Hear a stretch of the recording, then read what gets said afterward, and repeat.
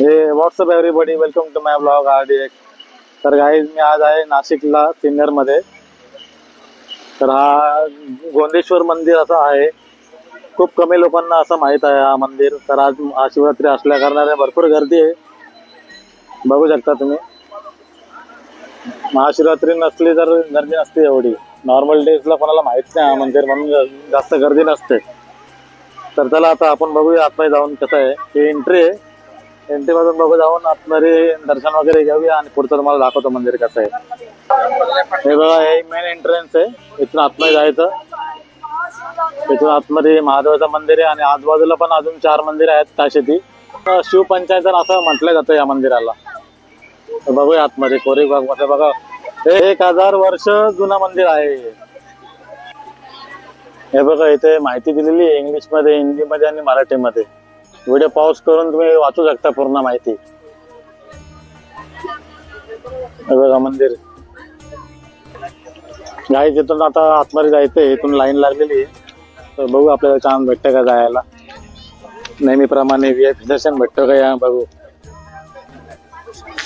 हे 4 मंदिर आहेत कोपऱ्याला, सूर्य मंदिर, गणेश मंदिर, पार्वती मंदिर आणि अजून एक 4थं कुठलं तरी मंदिर आहे। गोंदेश्वर मंदिर हे महाराष्ट्राच्या नाशिक जिल्ह्यातील सिन्नर येथे स्थित एक प्राचीन आणि भव्य शिव मंदिर आहे। हे मंदिर यादवकालीन स्थापत्य शैलीचे उत्तम उदाहरण मानले जाते।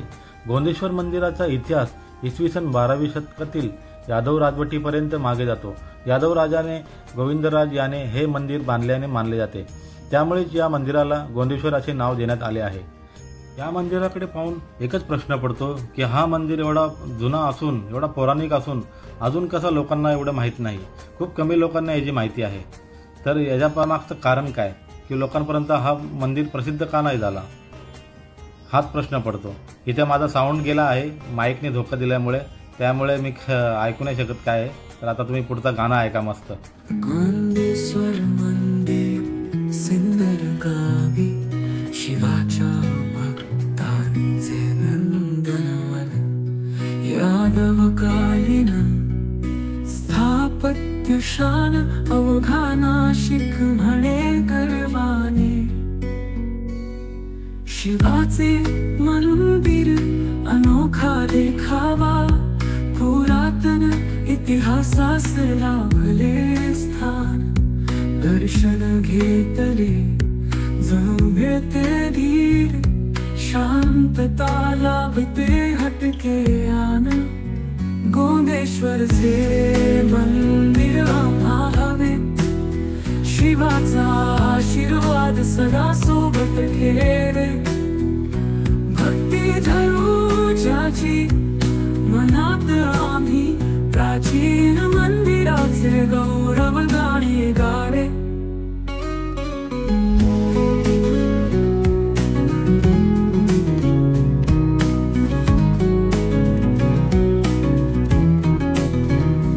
यादवकालाचे वैभव दिसे, शिल्पांचा नमुना मंत्रमुग्ध कर।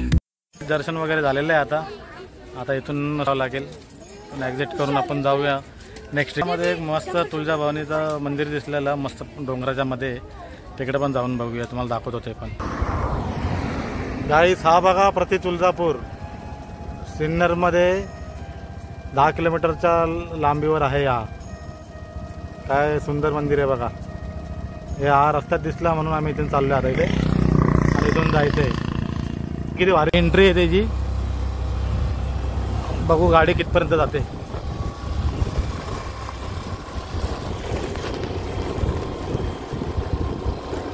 गाईस आता मंदिराच्या इकडे आलेलो आहे बघा, श्री आई भवानी मंदिर, सोनांबे पंचक्रोशी, प्रति तुळजापूर म्हणतात तिथे सगळे लोक। वरतून नजारा बघा काय दिसतं, एक नंबर। पावसामध्ये तर अजून ग्रीनरी असेल, खूप मस्त वाटत असेल। भरपूर अशी हवा सुटलेली आहे, पण गर्दी नाही इथे। आम्हाला रस्त्यामध्ये दिसलं जाता जाता म्हणून आम्ही आलो। खालून लय भारी वाटत मंदिर, बघा किती वर आहे बघा, तो हायवे आहे खाली। गाड्या दिसताय का नाही तुम्हाला काय माहिती नाही। चला आता वरती जाऊन दर्शन करूया। सो गाईज, आई मातेचं दर्शन करून घ्या। हे आहे प्रति तुळजापूर। खालून जाताना मस्त मंदिर दिसलं म्हणून इथे चक्कर मारली आणि माताचं दर्शन झालं आहे बघा. मस्त माताचं मंदिर आहे. तर घोटीपासून सिन्नरला जाताना जो रस्ता लागतो तर त्या रस्त्यामध्ये हा मंदिर पडतो. तर तुम्ही पण या रस्त्याने कधी येत असेल तर इथे जरूर भेट द्या. हे बघा असं मस्त मंदिर आहे एकदम.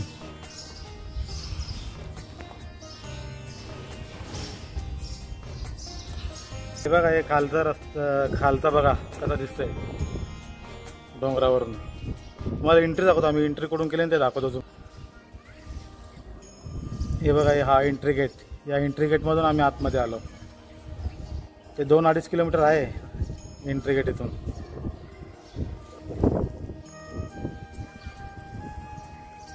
तो गाईज कसा वाटला आजचा हा छोटासा ब्लॉग गोंदेश्वर आणि हा तुळजाभवानी आईचा.